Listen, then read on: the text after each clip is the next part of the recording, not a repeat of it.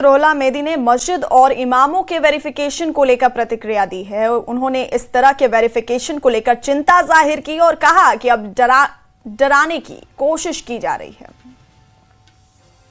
मुल्क में कॉन्स्टिट्यूशन के मुताबिक हर मजहब और हर मजहब से वाबस्ता लोगों को उनके मजहब से फ्रीली और बिला खौफ अमल करने की गारंटी है और राइट है। इस तरह की सर्वेलेंसेज, इस तरह की इंटिमिडेशन, इस तरह का कंट्रोल उस फ्रीडम ऑफ प्रैक्टिस इन्फ्रिंजमेंट ये कॉन्स्टिट्यूशन के साथ है।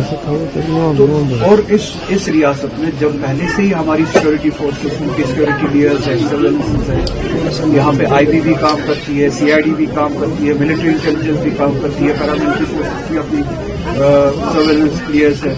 अच्छा, जिन इंडिविजुअल्स के बारे में डिटेल्स मांगे जाते हैं, एक्स्ट्रा डिटेल्स मांगे जाते हैं, उनके डिटेल्स वैसे सिटीजन पहले ही आपके पास है, आधार कार्ड आपके पास है, आपके पास उनके हर एक तरह के डिटेल। अब एक खास मजहब से लेके खास मजहब से वाबस्ता कुछ लोग जो उस मजहब की तबलीग करते हैं, इस तरह से आप एक्स्ट्रा लेयर ऑफ जो है सर्वेलेंस के दायरे में लाएंगे।